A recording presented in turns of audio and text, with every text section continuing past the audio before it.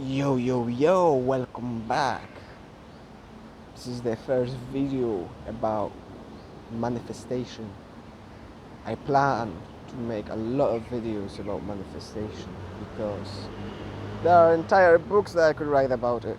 It is so intricate and it's so complex, and there are so many aspects that come to it. And the beauty of it is, a lot of it is very physical, and some of it is more psychological. A lot is very spiritual, but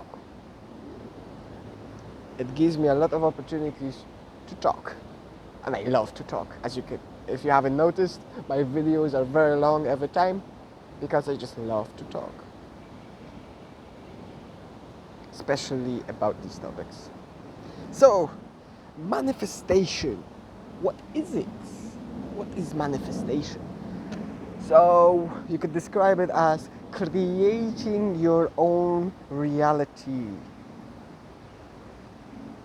There are many stages to becoming aware that you are the creator of your reality, and there are many different levels that you can climb through.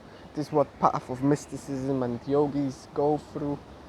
The Sufis probably do touch upon it at least at some point, because if you seek to unify with God, or seek connection with God, or to seek to walk with God, or to seek to be one with light, to draw in from the source, from the energy that creates all of this, inevitably you will come across some of this. It's about to happen. Let me fix myself a little here. Yeah, good enough. Manifestation is the creation of your reality. You do it through three main things: your thoughts, your speech, and the actions that you perform. Unfortunately, and thankfully, we're playing this wonderful, beautiful game called life. And we get this beautiful vehicle called the human body. And we get all sorts of tools that come with this body that are so beautiful and so great and so amazing, and we haven't tapped into like 1% of it when we're on that average level of play game, when we're asleep, so to speak.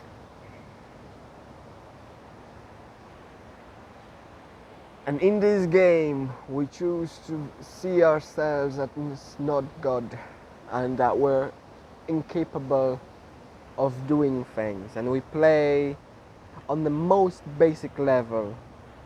We play the game of a victim.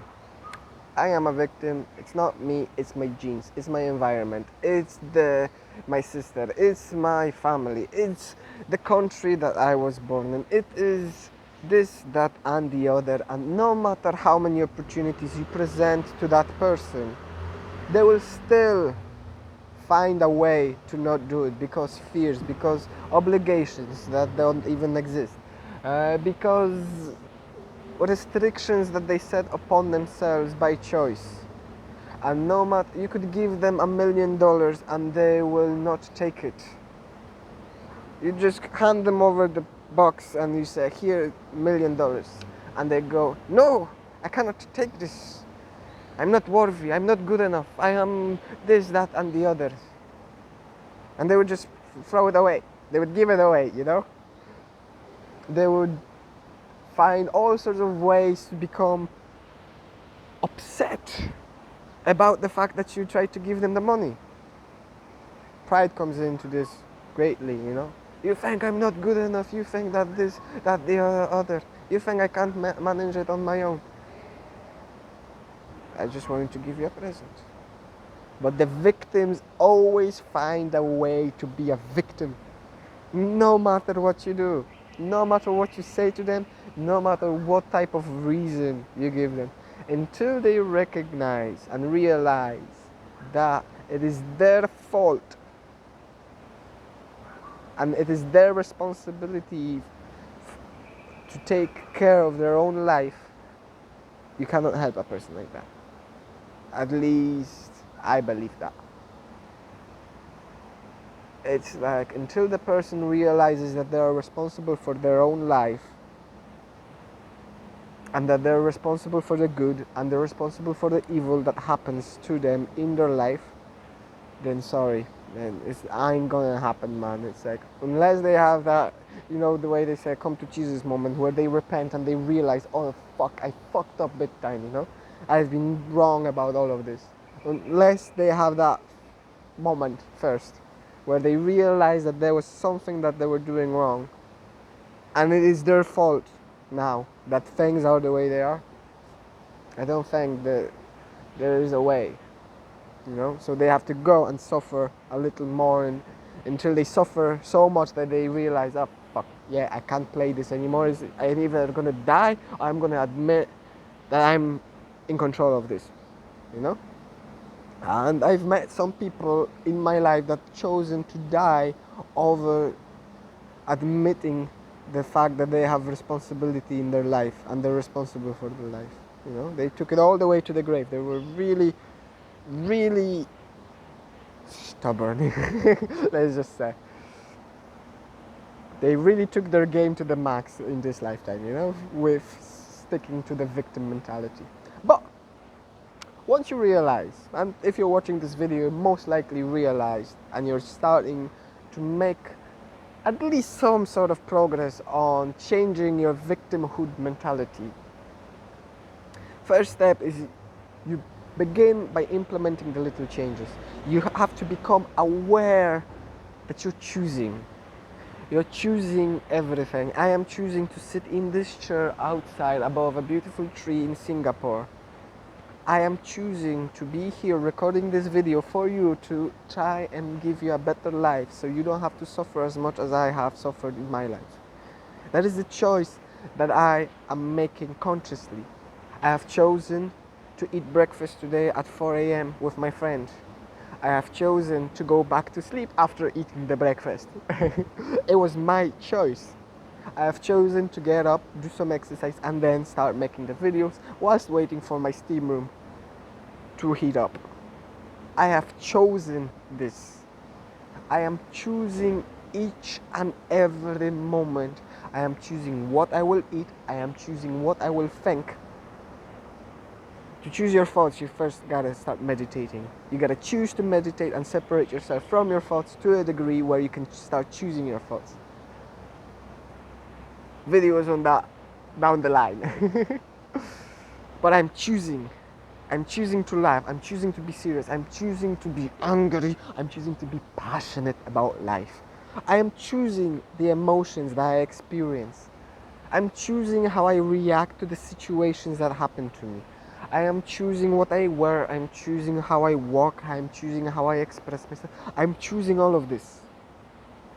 And the more you become aware of the fact that you're choosing, the more control you take over your life. And the more you become aware of the control that you have over your life, the more awareness you spread and expand, the more ways you become aware in which you control your life and in which you create your life. Eventually you get to the point where you're creating a reality on the spot through the will of God and the grace of God. These are advanced stuff, not gonna lie. I still struggle with it myself.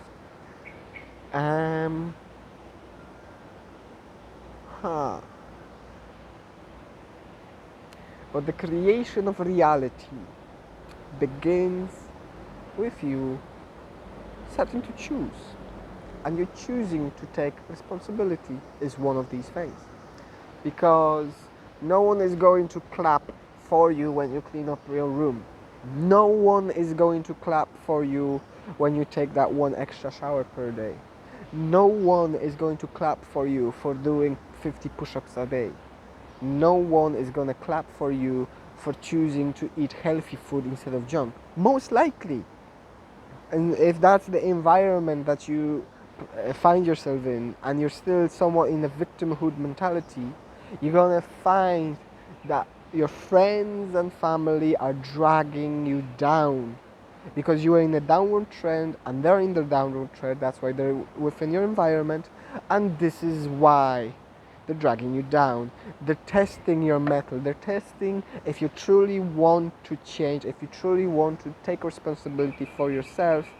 And when you choose to change yourself, their programs, their belief systems, and their excuses, that's a very big one, get threatened within their mind. And they want to be alive. Each and every belief system that we have, it wants to be alive.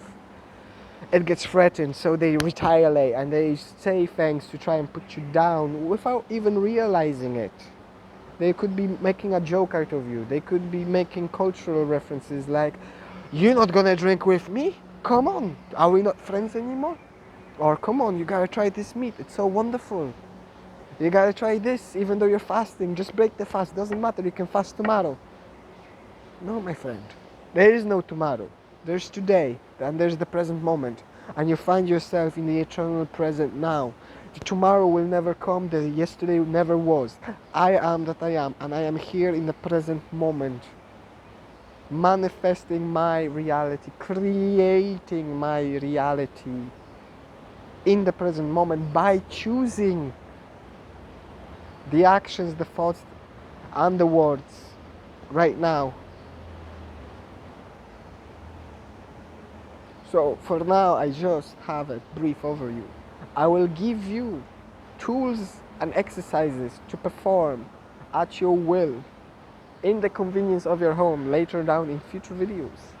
But for now, I just want to keep it brief.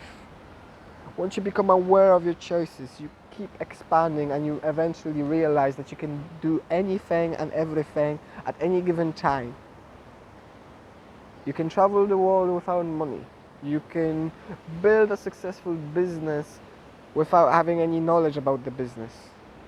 You can make millions overnight. There are many people, especially thanks to the technology, there's so many new possibilities and opportunities. Rather than seeing limitations, start seeing opportunities. There's so many opportunities that you're turning a blind eye to. There's so many people that I know that overnight they just made $1 million because they did one thing, they created this one app, or they posted this one book, and it just blew up for whatever reason, and then they were like, "Oh, I've got it," and they sat on their lawns, and most of them fell right back down. They blew all their money, but some of them kept at it because they were passionate about whatever it was they were doing, and they wanted to continue doing it. And so now they're riding that wave. They have that forward momentum, and they're just riding that wave, enjoying the benefits. Perfection. Anything that gives you lasting benefits takes time to kick in. Real work that you put in to change yourself is going to take time. For me, I've noticed a pattern because at the start, when I first started meditations, I hated it. I was forcing myself, and I was in it, and I was out of it. I was in it, and I just got so angry. I had it one day, and the next day it was completely all over the place. My thoughts would scatter everywhere, and I couldn't just get a grip on it, And eventually, I would get into it and out of it, and into it and out of it. And I realized there was a pattern. For anything that I did today, in terms of meditation, perhaps it also works with real life. And what I mean by real life is the actions that you perform, like me making these videos. With meditation, I've noticed a pattern that whatever I did today, I reap the benefits of it about half a year later. Now imagine how many trials and errors I had to perform, and how many years they have to waste in order to be able to observe something like that. That it takes half a year from the day I start meditating to the moment I start seeing and reaping the benefits of that meditation. The time it took me back then was about half a year. Now we're working with different energies of the earth, so let's say about 4 months is probably the time frame you're working with, because things are speeding up, things are manifesting themselves faster, so on and so forth. Might get to it later, probably not. Not interested in it. And so when I first started meditation, I was really upset about the lack of results. Although the very first time I got into it, I was really laser focused, and I had about 9 months to a year of proper non-stop perseverance, without a single day of skipping, without a single day of delay, progressing ever more. And then I had my first experience, big enlightenment experience. Whoa! The whole world opened, and I was in this ecstatic state of happiness, and I was like, "Wow, I love this. This is it. I've accomplished it. I got it." So I stopped meditating, and after about half a year, it just went straight into depression. It just went straight down. It was just like I went up and I stopped everything. So I took a nosedive down, and I just went into this really bad state where I picked up the meditation again, but I was so resentful and so angry that I just hated every single moment of it, because I already had that state and I thought that state is mine to keep. And so I was working towards keeping that, attaining that state again, and that was the foolish me trying to go back into the past rather than staying in the present moment and choosing to be happy in the present moment. I had an experience in the past, and I was trying to recreate that experience, but that is not possible. You can only be ever happy in the present moment. You cannot be happy in the past. You can look back at the memories and recreate them in your mind and make that into a reality within the mind, and therefore have emotions come forth. But that is not it. You cannot produce happiness by thinking about happiness in the past. You're sort of creating like a false perception of happiness by trying to go back. And that's going to lead you eventually into depression, because the good old days are not the present grim world, you know? And then if you go too far out into the future, you go into anxiety. You know, you start worrying in the wrong way. Start worrying in the right way, you know? And everything gets too complex for you. You get overworked. Everything gets overcomplicated by the fact that you just overworked yourself in your mind without even taking any action, you know? So that was it. That was my process. It takes about half a year for your conscious effort that you've put in with the right action to start kicking into your life. So don't get discouraged if things don't seem like they're working. Just keep at it. It takes time for the gears to start moving, you know? You need to like move this one big huge cog, and once it starts turning, as long as you maintain the work, it's gonna start making all the other cogs move as well. But it takes time. Your thoughts manifest your reality. Your speech manifests your reality. Your action manifests your reality. That's it for the overview, because otherwise I'm going to start another topic and the video is going to be 2.5 hours long. Have a wonderful day. Keep passionate. Keep the emotions. Let the emotions flow. They're not your enemies. It's about learning to master them so they become your friends. With the meditation, you first detach yourself from your thoughts, then from your emotions, then you fully embrace both because you're choosing them. And then you use them as further tools for further progress and further excitement and all the good stuff in life. Blessings be upon you. May all wonderful things happen to you as you see fit. and I wish you that you start creating your reality consciously. Have a wonderful day. My name was Mikołaj Maria Dawidowski. Consider subscribing for more videos and more of me. And until next time, bye.